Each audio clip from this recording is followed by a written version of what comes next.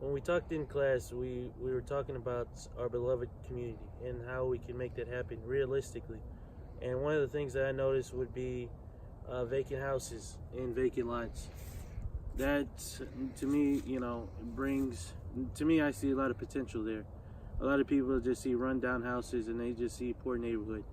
But for me, you have a lot of potential there, and there's a lot of things that can go, a lot of things you can do. One of them would be urban garden. And urban garden would be a garden within your community garden within the city. And for that, there's a lot of possibilities. How to get started would be going to your local city hall and being able to talk to them and figuring out the regulations and the permits you need to start your urban garden. And once you have figured that out and you finally have the steps and you want to keep going further, now I would tell you to build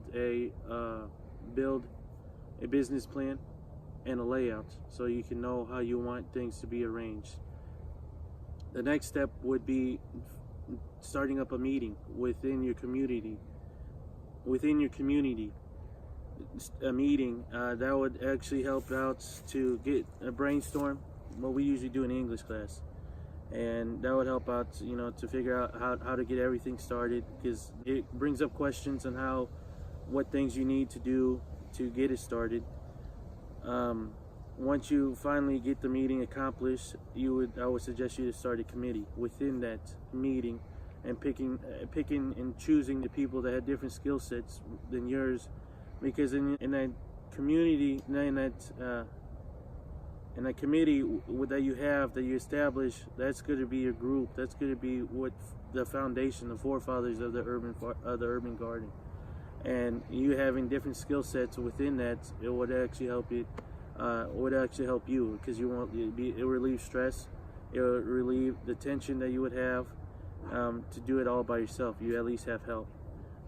With that being said, the next step would be finding a lot. And finding a lot would be the hardest thing. Plus, one of them.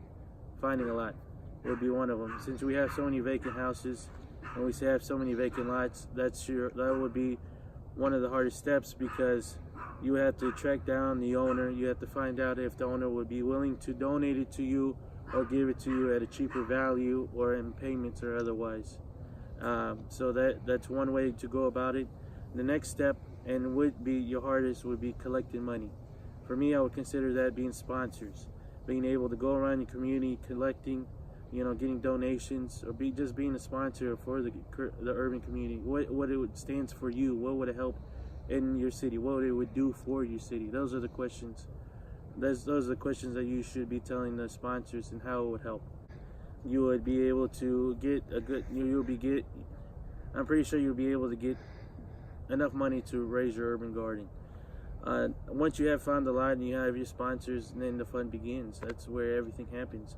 That's when you get your committee involved, and you get people to volunteer, and you start breaking land. You start doing you start building your garden the way you want it. One thing that I definitely suggest you doing is putting that area for the kids, and putting an area for the kids for them to grow, because that's one of the most important thing in this earth, in the world we live in today, is being able to teach our kids and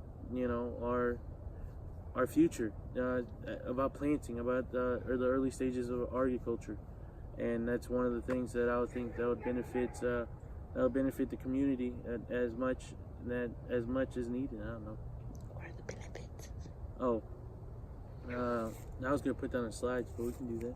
Yeah, because you're at 4 minutes and 50 seconds. Okay, but we still have to re-edit and stuff. Yeah. Like that. Okay. Benefits. Wow, the benefits in the community gardening. There's a lot. First off, usually the vacant houses and the vacant lots are usually in rundown cities. And what do we have with rundown cities? What does that go along with? That's usually homeless, poor people. Once you have your urban gardening established, you would want to set rules.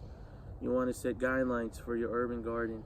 it is going to be a business basically, and you know you're going to have to be in charge, or this you know, appoint someone to be in charge. And once you have established that, then being able to go with it.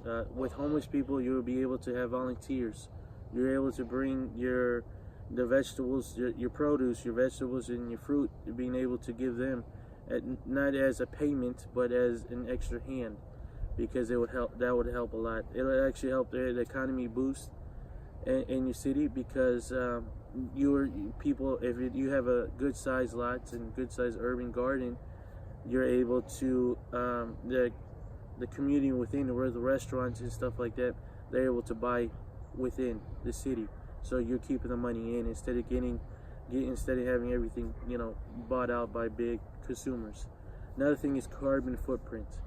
A lot of people don't know that you know, a lot of people should know that a lot of our produce comes, you know, thousands of miles every day in semi trucks